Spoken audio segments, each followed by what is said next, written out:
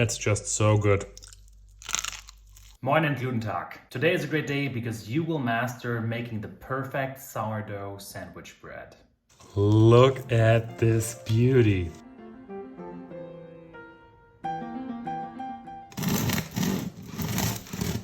Just look at this. Oh, look at this fluffiness.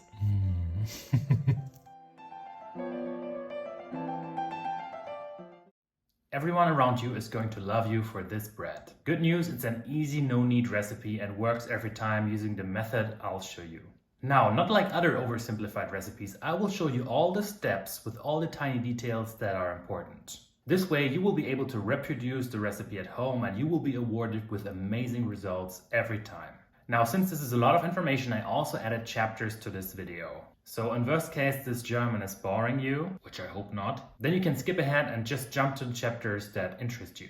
It also makes rewatching the recipe a lot easier. If you didn't see the other videos, the first video was a yeast-based sandwich bread. Then we took that, made that a little bit more complicated and made a poolish version out of it. And now, this is the final episode of this series. And in this video, we are making that amazing sourdough sandwich bread.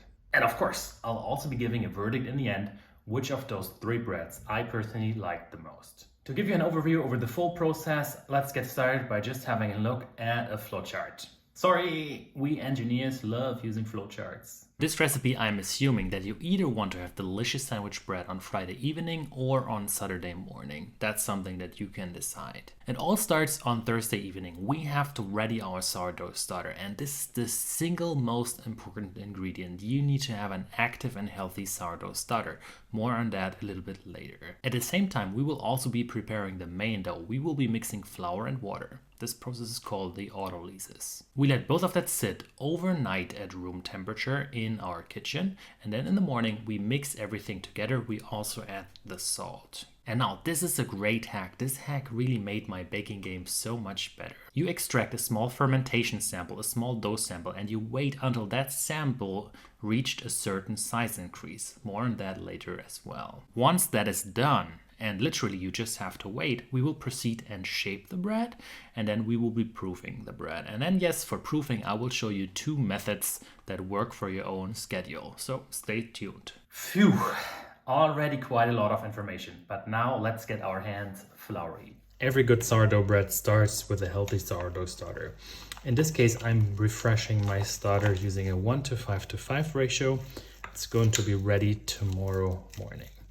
And the 1:5 ratio ensures that you have less base acidity to begin with.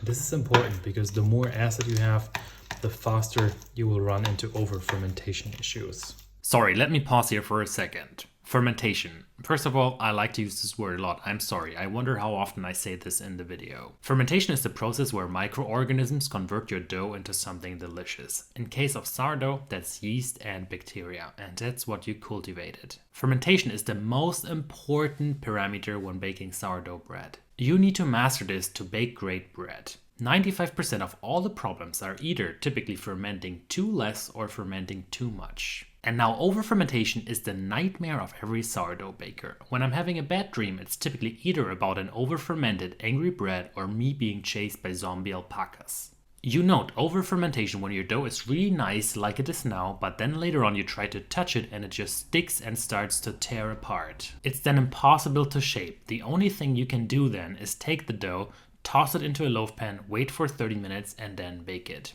And yeah, I cried a few times already when this happened. Nothing to worry. For feeding your starter, I always recommend whole wheat or whole rye, whatever you have at hand.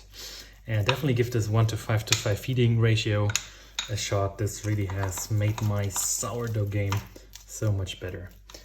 And personally, I love to use rye because rye just adds so much great flavor to the final bread. I just want to make sure that everything here is nicely homogenized. Then I'll cover this and leave this for tomorrow morning. Let's continue with the dough. I'm gonna be using 400 grams of flour and I'll be using 70% hydration for my bread. So baker's math, 70% of 400 grams of flour, that's 280 grams of water. One more note on the water. The water amount, also known as hydration, is crucial and depends on the flour that you have at hand. The more protein you have, the more water you can be using. When starting with sourdough baking, I just followed random values I got from the internet and then ended up baking frisbee after frisbee. That's why I developed this table for you. It shows you how much water you should be using depending on the protein percentage of your flour. In my case, my flour has around 15% protein. That's why I'll be using baker's math 70%, equaling 280 grams of water. If you knead your bread more at the start, then you can also increase this value slightly. However, since this is a no-knead bread recipe, we will not be doing any kneading. For no-knead bread recipes, you should always be using a little bit less water. Please make sure to experiment on this value. It's really crucial for making great bread. Now it's the evening and I don't want to develop any strength. All I want to do is I want to homogenize all the ingredients. And for that, I'm just using my hand and then I'm starting to stir everything. I'm doing this typically for around a minute until I see that everything has been nicely incorporated. I don't want to have any bits of flour left. And this is going to create so much incredible dose strength all just by waiting. And this is what I love about the autolysis. We will be letting this sit here on the counter overnight. If you're in the tropics, if it's warmer for you, don't worry, give this a shot too. You just should make sure that your overall mixture doesn't stay at room temperature for longer than 24 hours. And yeah, this is pretty much our dough here, and you can see how much it's tearing right now. And tomorrow morning the gluten network is going to have developed so much, and that's also then going to be the moment when we mix this together. So the starter will build overnight, this will develop strength overnight. Perfect. That's what I love about this overnight strategy. I'll be closing this. We don't want this to dry out, and then we will be ready in the morning. Wakey, wakey, my dough. Let's have a look at how this gluten network developed. With wetted hands, I'm just taking the dough and have a look. This is exactly what we're going to inflate with the sourdough. This is perfect. Now, if you don't have this, try using a little bit more flour. Remember how much flour you used, just to make sure that next time you can get it right. Okay. The sourdough also more than doubled in size here a little bit, and for the rye starter you can see a little bit of a dome. That's a sign that it's typically ready. Some people actually like to use a float test, but with rye flour this is not going to work because it doesn't have enough gluten to hold together. So the rye starter typically just directly sinks to the bottom of the jar. So yeah, just a note on the float test. Nope, that's not going to work for every flour, just for high gluten flour typically. So I'm gonna be adding 20% based on the flour. That's 80 grams overall. So boom. Oh, that's way too much. Oh no, I hate that when that happens. And when I nail it, it feels so satisfying. Okay, perfect. 80. And now comes the salt. And then I'm just going to be incorporating all the ingredients. Since this is also a no-knead bread, I just want to make sure that everything is nicely distributed and homogenized. A few of you reported at some point that the sample, which we will be using in a little bit, a cool hack, so stay tuned, did not work so nicely. And that's either typically because the temperature of your sample is different, or because you did not homogenize the dough properly. See, now here for instance there's much more starter than here, so you want to be kneading a little bit more until everything is a nice homogenized dough. And I typically do this for around a minute. I like to use this technique where I just pull, lift over, push down. So I'm using my fist typically to do this, and this makes sure that everything comes together.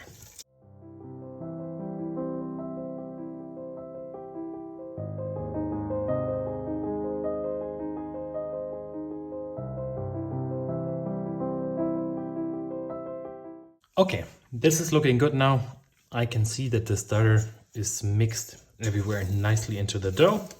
And this is perfect. So for a no-knead bread recipe, you want to be kneading a little bit more. But in this case, it's a no-knead one. So all I'm doing is I want to homogenize all the ingredients properly. I'm just going to be rounding this up a little bit in the pot. Give it a good slap, and then I'll be back in 15, sorry for my German pronunciation, 15 minutes. And we're back. Hello. Now what we want to do is we want to extract a small fermentation sample and place it in one of those jars. Use a cylindric shape, and this is such a great hack because this way you always ferment on time. Don't rely on timings. This is going to make you a better baker every time. We will just be placing a sample in here, and then we will look for the size increase. And when this increased in size, in my case, because I have a high protein dough, by double, then this is ready. Now, if you don't have as much protein, this is 15% protein. If you have less, then you also need to ferment for less time. This is also something crucial to know. I have also had success fermenting lower protein amounts for a higher size increase, but it was not consistent results. So adjust this depending on your protein level. That's really a good hack. I would recommend you to start very low and then increase a little bit further until you hit that sweet spot. And that's what makes sourdough baking so challenging. You always have to hit that sweet spot. Polish based or yeast based is much easier in that regard. Because if we ferment for too long also, this is going to turn into a sticky mess. Yes, and we don't want that sticky mess. I explained it before. It's going to give you as a baker nightmares.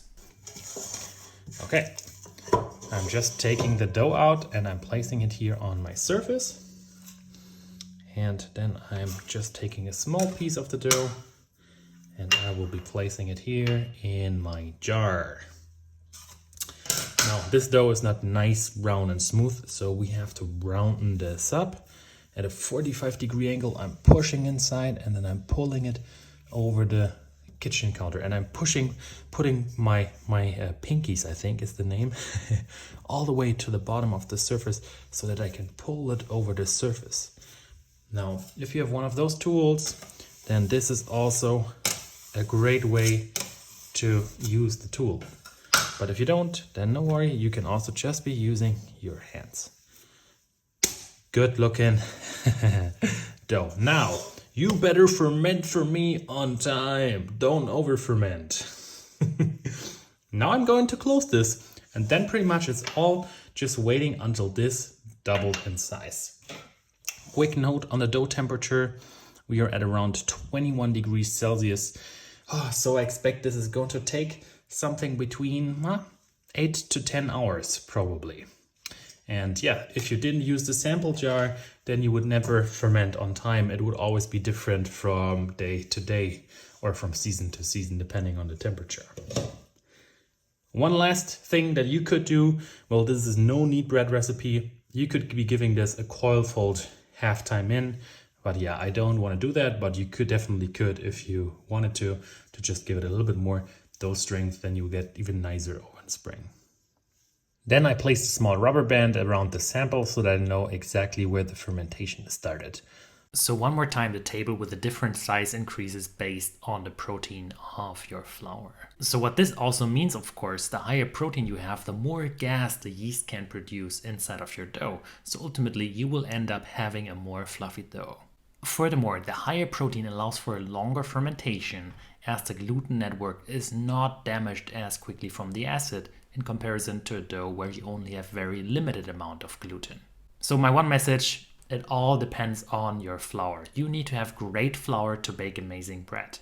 But don't worry, the sandwich bread we are making now is the most forgiving sourdough bread that you can bake. I will be closing this because I don't want this to dry out, and make sure that you keep both of them quite close together because you want them to be in the same area of temperature. And yeah, now it's just waiting, and that's pretty much the secret out of how to make an awesome sourdough bread. You just have to listen to the fermentation process. Fermentation is really the key to making amazing sourdough bread. Also, another quick thank you. Some of you pointed out that a shot glass might be better. It should of course be cylindric shape. I don't have a shot glass yet. Since I'm a cheap German, I've been using those small jars that I got for free when I bought a dessert at the supermarket. And I didn't expect this, but this now took 12 hours. Wintertime has everything ferment so much slower. In the summertime, it was 6 hours. Just imagine into what kind of catastrophe I would run if I had started to shape my bread dough earlier. But this is perfect now. This is ready to go. In case you're curious, I developed a small table which I'll be linking in the description of the video. It shows you based on your ambient temperature and how much starter you're using for how long your dough likely has to ferment. This is handy, but the sample trick always works. Step 1 is to start using the loaf pan or loaf tin. I asked you whether it's loaf pan, loaf tin. Some said loaf pan, some said loaf tin, so I'll stick with loaf pan for now. Yeah, I like to use a spray like this. It's made out of vegetable oil, and this really makes sure that the dough does not stick. Actually, after a few uses, you don't have to use it as much anymore. I got this trick from another baker, so this really does wonders. Next up, hello, the dough. Let's take it out now. It has this delicious sour note already. Using wetted hands, I'm just going around the dough. Ooh, it's very nice and puffy already. I'm just removing it from the edges of the container, and then I'll take it out with one movement. Just to be safe, you could also attempt another stretch and fold, ideally a coil fold here. This is going to make removing the dough from the container a lot easier. If your dough now tears into pieces, it's okay to cry a little. I've been doing that too many times. Save it by just tossing it directly into a loaf pan tin. That's a new word I just developed. And one thing that I'm now going to do is I will be re-adding the sample as well to the main dough. Sometimes I like to bake it as a muffin with a little bit of oil, but not today. I'm just attaching it here. And then we will get started by pre-shaping our dough. At a 45-degree angle, I'm pushing into the dough just like we did earlier. And then I pull, push and pull, push and pull until we have a nice round ball.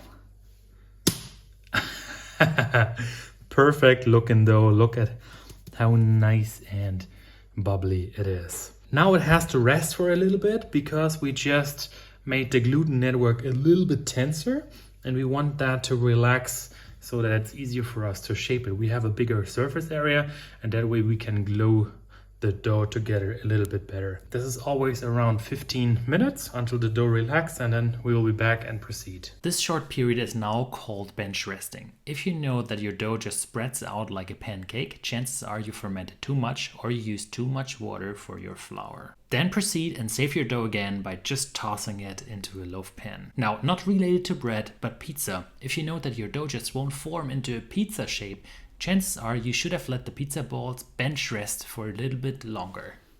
Alrighty, as you can see, the dough elongated quite a lot. Perfect, now it's much easier to shape. I'm going to be placing some flour here now on my surface because I don't want the dough to stick. This nice side here is going to be the top in the end. I don't want this to stick to the surface. The bottom side is stuck. So now with a movement 45-degree angle, you could be also using a dough scraper if you wanted to. I'll just be doing it without.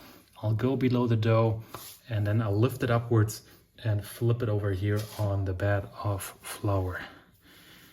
Note how it's stuck to the bottom. So I'm using really quick movements to work the dough. What I'm doing now is, note that I don't touch this side. This side is just so sticky. I'm only touching the bottom side where I already have a little bit of flour. Just trying to make this into a rectangular shape. And now it's time to glue this together. I'm taking the bottom side, I'm stretching it outwards, and then I'm folding it here into the middle. Then I gently tuck this down. I take this side, stretch it out and glue it over, then tuck it down here again.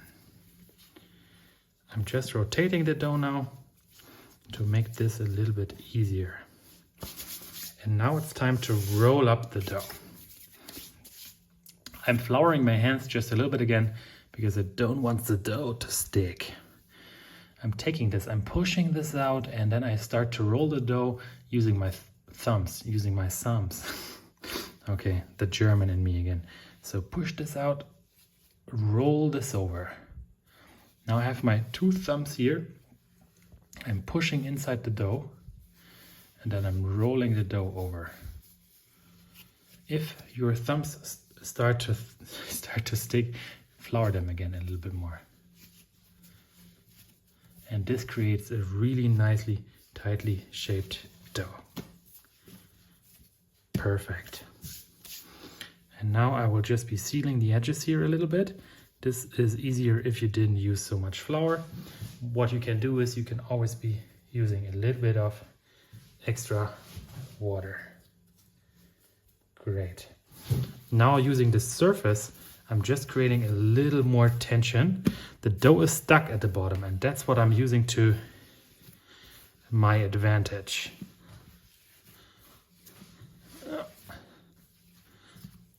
Okay, for this actually a dough scraper is easier.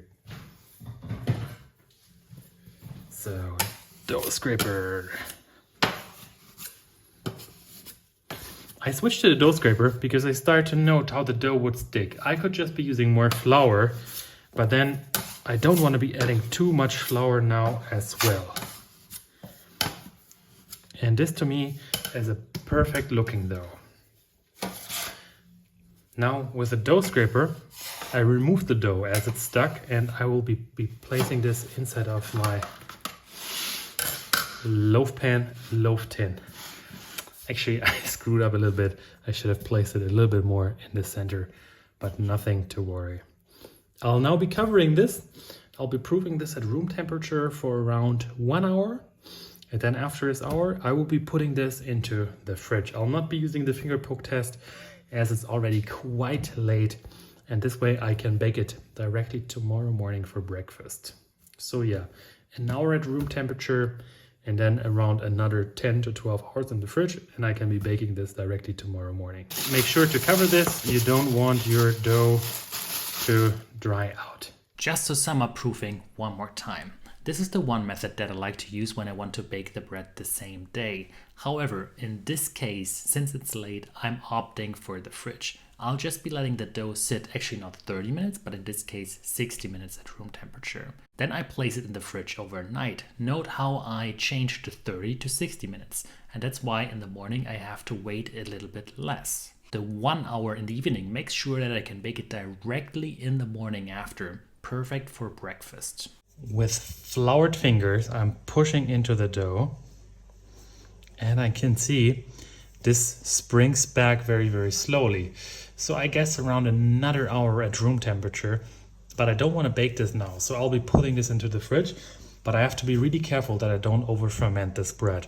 So this is likely going to be ready tomorrow morning. So tomorrow morning, first thing, I should be baking this right out of the fridge. Now for baking, you have to decide. Do you want your bread to be soft all the way, or do you want to have a little bit of a crust? Look at that scary facial expression. I hope the bread is scared. So yes, this is something you have to decide. If you want your bread to be soft all the way, then you have to bake with steam the whole time. If you want to have a crust, you have to remove the source of steam at some point. For me, I'm going for the crust option because that way I'll have the super fluffy inside paired with that crispy crust that just makes the perfect combination. For baking, what I typically do is I preheat the bowl for 30 minutes here at the bottom. It has to be a bowl that can resist high heat. This one is made out of clay. Then I place the loaf pan up there and then another tray on top. This way I'm protecting the dough from direct heat. It creates a very, very steamy environment. This is excellent because during the first half of the bake, you want to have as much steam as possible. Now what I'll be doing today is I will be simulating a Dutch oven by using 2 of those. So one in which the dough is already, and then I'll just be placing another one on top. And what's going to happen is all the steam from the bread is going to go right in here, and this is going to create a very, very steamy environment. So this is a great hack if you have 2 times the same loaf pan. I'll be trying that today, just something different compared to the other videos to see how that's going to work out. Sorry, it's me again. I'll also be removing the bottom bowl again as I don't need it. Don't worry about using a stone. Another tray will also do just fine. Ideally, the tray should be preheated as well to help releasing a lot of heat to the dough as fast as possible. I just like having a permanent stone in the oven. I'll start by preheating my oven for 30 minutes to the maximum. And for this I always like to use the fan. But then afterwards I always turn off the fan because the fan is going to blow away all your steam. Good morning! And let's check out the dough. Nom, nom, nom, nom, nom, nom. It hasn't increased that much in size overnight. Let's check the temperature, around 8.4, so it cooled down quite a lot. Now is the time where we want to score this. You can use a fancy tool like this, or you can just be using a razor blade directly. That's typically what I like to do, especially for a loaf pan. I'm wetting this, so this makes scoring a little bit easier. Then with a swift movement, let's get started.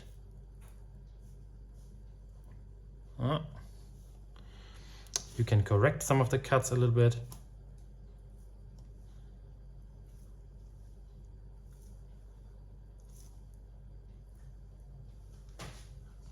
Good. What is this? What I like to do is I like to give this another good spritz of water. This just makes sure that we have enough steam during the first half of the bake.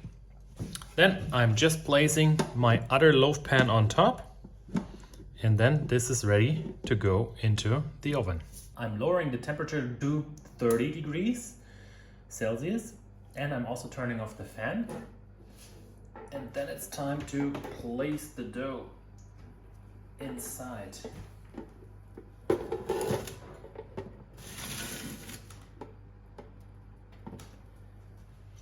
And this is going to simulate our Dutch oven just using 2 loaf pans.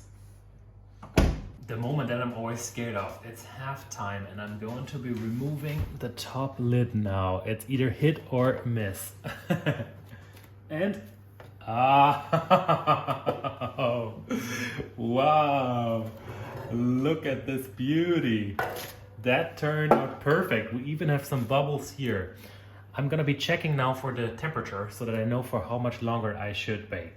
This one turned out so good. I'm so happy already. So the easiest way to check if the dough is done is to use a thermometer. And the moment this reached 95 or 92 degrees Celsius. Okay, so this one is actually already done. The question is now, do you want to bake it for a little bit longer even to get a thicker crust? Maybe that's an option that we could do. I didn't expect this to be done so fast actually. Oh wow, even some bubbles here. Oh, so satisfying.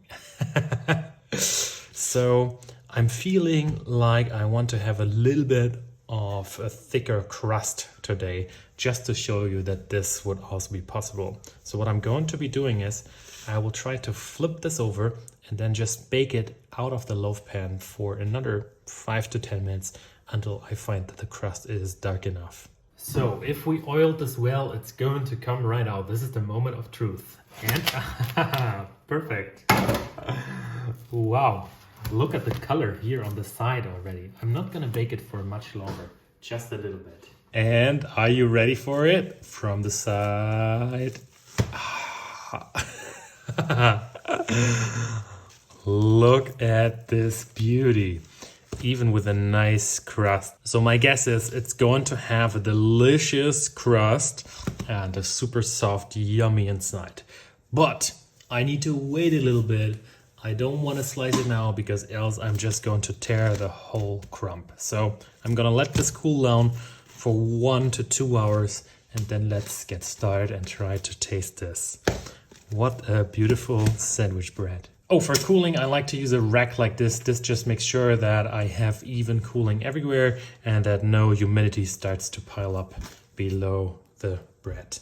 I'm very, very, very happy with how this turned out. Let's have a look at the crumb now. And next up, is the crumb going to be a hit or miss? Is this bread a beauty on the outside but failed to deliver on the inside? See yourself. And. Oh, wow. This turned out perfect. Just look at this. Oh, look at this fluffiness. Time to butter this.